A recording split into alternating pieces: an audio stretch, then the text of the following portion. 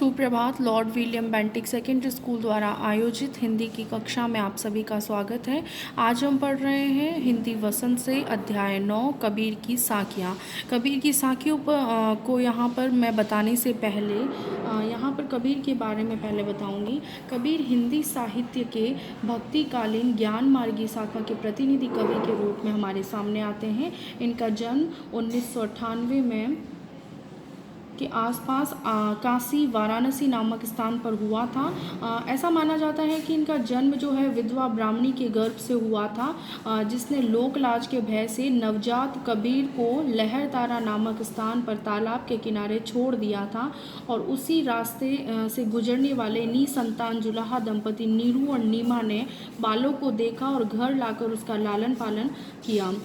यही बालक बाद में कबीर नाम से प्रसिद्ध हुआ। कबीर जो है अनपढ़ थे। उन्हीं के शब्दों में यदि कहें तो मसी कागद छुयो नहीं, कलम गही नहीं हाथ। कबीर के गुरु जो है वो रामानंद थे। इनके जीवन में हिंदू मुसलमान दोनों के ही संस्कार विद्यमान थे और इनकी मृत्यु के बारे में कहा जाता है कि जो कबीरा काशी मरे राम ही कौन निहोरा, अर्थात जीवन भर काशी में रहने वाले कबीर मरने के समय मगहर चले गए थे, जहां 1518 के आसपास उनकी मृत्यु हो जाती है। रचनाओं की बात करें तो कबीर जो है वो अनपढ़ थे, पढ़े लिखे नहीं थे। ऊपर जो मैंने अभी साखी उल्लेखित की थी, मसी कागद छुयो नहीं, कलम गही नहीं हाथ, है ना। कबीर के शब्दों में कहें तो उन्होंने ना तो कभी कागज़ को छुआ था, ना ही कभी कलम को छुआ था। लेकिन कबीर यहाँ कवि के रूप में नहीं, यहाँ पर भक्त कवि के रूप में हमारे सामने आते हैं। यदि इनके संकलन की बात करें तो बीजक नाम से इनका संग्रह किया गया है, जो इनके शिष्य धर्मदास ने किया है। ठीक है। और साहित्यिक विशेषताएं की इनकी बात करूँ तो कबीर एक ऐसे संत कवि थे जिन्होंने समाज में व्याप्त अन्याय, बुराई, आडंबर, अंधविश्वास और हिंदू मुसलमान दोनों की कुरीतियों पर प्रहार किया। उन्होंने मूर्ति पूजा, आडंबरपूर्ण भक्ति, मोह माया आदि का विरोध करते हुए ईश्वर की सच्ची भक्ति पर बल दिया था। कबीर की साखियों की भाषा शैली की बात की जाए तो कबीर की साखी जो है और पदों में सदुकड़ी या पंचमेल खिचड़ी भाषा का प्रयोग है। इसमें ब्रज भाषा, पूर्वी हिंदी, अवधी तथा राजस्थानी भाषा के शब्द हमें देखने को मिलते हैं। उनकी भाषा शैली में आम आदमी को भी प्रभावित करने का एक अदम्य साहस है। उनकी भाषा भावों को व्यक्त करने में पूरी तरह से समर्थ ठीक बैठती है और एक तरह से समर्थ भी कही जा सकती है। आइए अब हम कबीर की साखी को पढ़ते हैं। जाति न पूछो साध की, पूज लीजिए ज्ञान। जाति न पूछो साध की, पूछ लीजिए ज्ञान। मोल करो तलवार का, पड़ा रहन दो म्यान। आवत गारी एक है, उलटत होई अनेक। कह कबीर नहीं उलटिए, वही एक की एक। माला तो कर में फिरे, जीभ फिरे मुख माही। मनुआ तो दसु दिसी फिरे, यह तो सुमिरन नाही। कबीर गास न निंदिए, जो पाऊँ तली होई। उड़ी पड़े जब आँखी में, खरी दुलेही होई। जब में बैरी कोई नहीं, जग में बैरी कोई नहीं। जो मन शीतल होई, या आपा को डारी दे। दया करे सब कोई। जाति न पूछो साध की, पूछ लीजिए ज्ञान। मोल करो तलवार का, पड़ा रहन दो म्यान।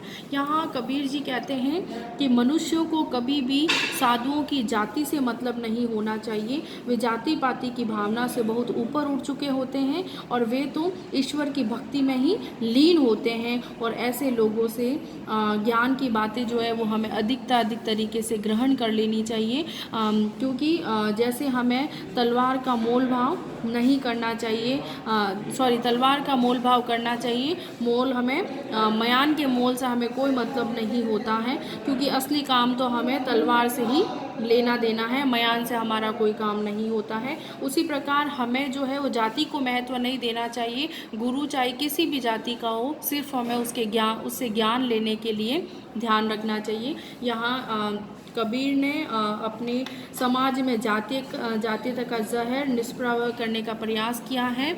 आगे देखिए। आवत गारी एक है, उलटत होई अनेक। कह कबीर नहीं उलटिए, वही एक की एक। कबीर हमें यहाँ कहते हैं आवत गारी एक है, आती हुई गारी कहते हैं गाली अर्थात अपशब्द को। ठीक है, कबीर कहते हैं कि यदि हमें कोई व्यक्ति अपशब्द बोलता है, उलट तो हो ही अनेक, यदि आप भी उसको उलट करके अपशब्द बोलेंगे, है ना, अपशब्द बुराई का जवाब बुराई से देंगे, तो वो मिल करके उल्टत हो ही अनेक, एक से अनेक हो जाएगी। कह कबीर नहीं उलटी, अर्थात कबीरदास जी यहाँ पर हमें एक मनुष्य को संदेश देते हैं कि किसी के भी द्वारा जब अपशब्द बोला जाता है तो हमें उसको रिप्लाई वापस अपशब्द के माध्यम से नहीं करना चाहिए।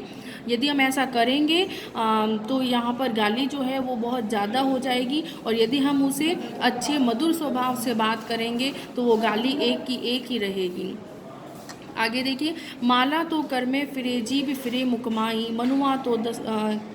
मनुआ तो दहु दिसी फिरे, यह तो सुमिरन नाई। यहाँ पर कबीरदास जी मनुष्य के लिए प्रभु भक्ति का जो दिखावा करने वाले लोग हैं उनके लिए कहते हैं कि लोग जो हैं अपने माला तो कर में फिरे, हाथों में माला लेकर के माला घुमाते रहते हैं उनके मनकों को, और जीभ फिरे मुकमाई, और जीभ घूमते रहती है, मतलब वो मुंह से तो बोलते रहते हैं, मुंह से तो बोलते रहते हैं कि इसको भगाओ, ऐसा करो वैसा करो, लेकिन हाथ में वो माला को घुमाते रहते हैं।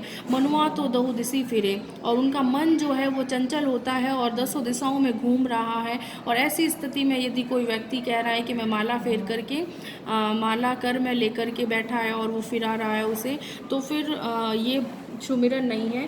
तो यहाँ पर कवि ने अर्थात कबीरदास जी ने एक आडंबर और दिखावेपूर्ण जो भक्ति होती है उसका एक खंडन किया है, और यहाँ प्रभु की सच्ची भक्ति की ओर संदेश दिया है कि भक्तों को ऐसी भक्ति नहीं करके प्रभु की सच्ची भक्ति करनी चाहिए।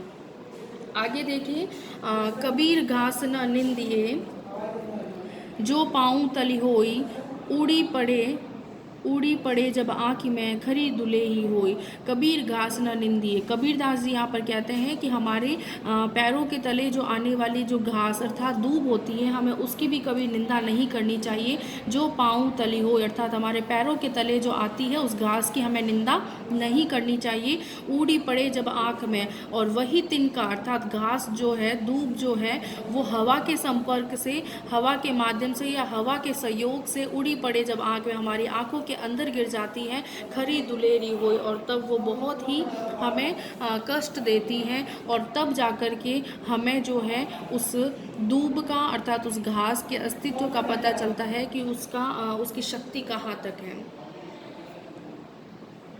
आगे देखिए, जग में बैरी कोई नहीं, जो मन शीतल होए, या आपा को डारी दे, दया करे सब कोई। यहाँ कवि जो है कहते हैं कि इस संसार में कोई भी जो है वो किसी का दुश्मन नहीं है। जग में बैरी कोई नहीं, मतलब यहाँ कोई भी किसी का दुश्मन नहीं है। मनुष्य को चाहिए कि वो अपने मन को शांत और शीतल बना करके रखे, और मन का जो घमंड है उसको त्याग दे, और उसका मन शांत और शीतल तो होता ही है, साथ ही उसका स्वभाव भी कैसा हो जाता है, निश्चल हो जाता है। ठीक है, और हृदय जो है वो पवित्रता से भर जाता है। घमंड रहित व्यवहार करने वाले व्यक्ति पर हर कोई दया के लिए तैयार रहता है। इसीलिए कहते हैं या आपा को डारी दे, दया करे सब कोई, अर्थात ये सब बातें, जिसका मन पवित्र होता है, शीतल होता है, उस पर लोग दया करते हैं, सब उसकी सहायता करते हैं। तो मनुष्य को अच्छे व्यवहार का, अच्छे मन का होना चाहिए। धन्यवाद।